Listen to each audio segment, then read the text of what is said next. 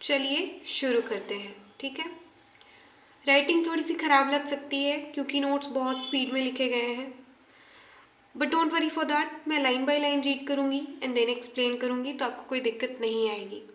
फिर भी अगर कहीं दिक्कत होती है, कोई डाउट होता है, तो कमेंट करिएगा। Pericles, roughly between 495 to 429 BC, was an extremely influential statesman, orator and general of ancient Athens. पेरिक्लीस जो था वो बहुत ही ज़्यादा इन्फ्लुएंशियल स्टेट्समैन था, ओरेटर था, जनरल था, कहाँ का? एंशियंट एथेंस का। ठीक है, he organised Athenian empire and commanded his people in the Peloponnesian war against the rival Greek city of Sparta. उसने जो है एथेनियन एम्पायर को ऑर्गेनाइज किया, पेलोपोनेशियन वॉर में अपने लोगों को कमांड किया।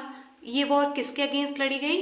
Rival Greek city of Sparta के अगेंस्ट। ठीक है, he sponsored massive programs of art and education, helping Athens develop a reputation for being the center of intellectual and artistic culture in the ancient world.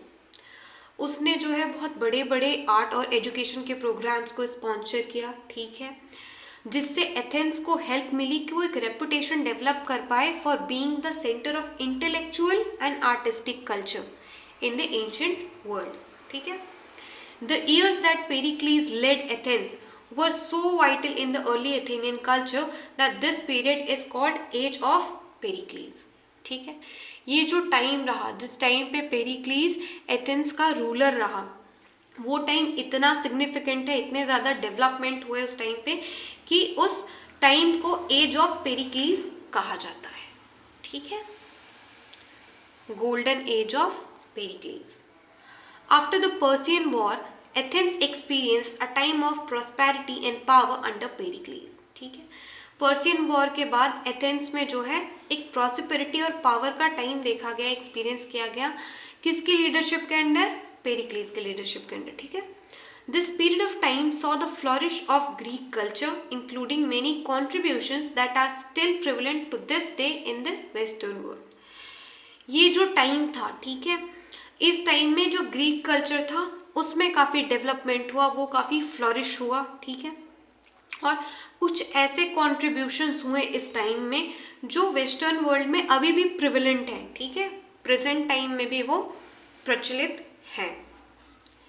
Following are the some of the important contributions. ये कुछ बहुत important contributions रहे। Expansion of democracy, most adult males could vote, threat of banishment for not participating in political affairs. Okay, यहाँ पे नहीं लिखा है पर ये पॉलिटिकल अफेयर्स में पार्टिसिपेशन का ही बात कर रहा है।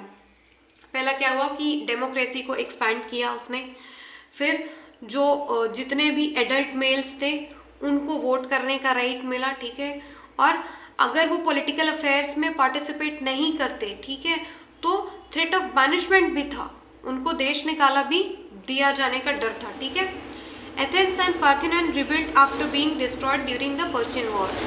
पर्शियन वॉर में क्या हुआ? एथेंस और पार्थेनॉन काफ़ी डिस्ट्रॉय हो गया था, तो पेरिक्लीस ने उसको दोबारा बनवाया।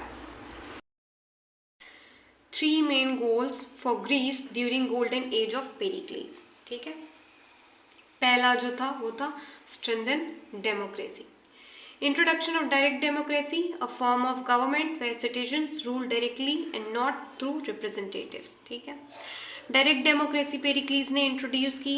ठीक है, डायरेक्ट डेमोक्रेसी क्या है? एक फॉर्म ऑफ गवर्नमेंट है जहाँ पर सिटीजन्स रिप्रेजेंटेटिव्स के थ्रू नहीं बल्कि खुद रूल करते हैं। ठीक है, खुद के लिए पॉलिसी बनाते हैं, रेफरेंडम वगैरह होता है। ठीक है, Pericles extended democracy so that most adult males had an equal voice in the government. Pericles ने डेमोक्रेसी एक्सटेंड की। ठीक है, ताकि जो ज़्यादा से ज़्यादा अडल्ट मेल्स हैं उनका इक्वल रिप्रेजेंटेशन रहे गवर्नमेंट में। ठीक है, इक्वल शेयर रहे गवर्नमेंट में। Strengthen the empire, strengthen Athenian navy became the most powerful in the Mediterranean. Pericles ने एथेनियन नेवी को स्ट्रेंथन किया। ठीक है, काफ़ी मजबूत किया उसको, और जो एथेनियन नेवी थी वो मेडिटेरेनियन में सबसे ज़्यादा पावरफुल नेवी हो गई। ठीक है, Athens strong navy insured the safety of its empire. अब जब इतनी स्ट्रांग नेवी बनी तो उसने एथेनियन एम्पायर की सेफ्टी इंश्योर करी। ठीक है। Third one is glorified Athens. Pericles rebuilt Athens after the destruction of Persian wars. Persian war में जो एथेंस का डिस्ट्रक्शन हुआ था, ठीक है, जो तोड़ फोड़ मची थी, उसको उसने ठीक कराया, रिबिल्ट कराया एथेंस को। ठीक है।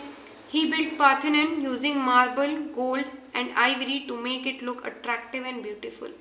पार्थेनन क्या है? एक टेम्पल है, ठीक है, जिसको टेम्पल ऑफ वर्जिन्स भी कहा जाता है।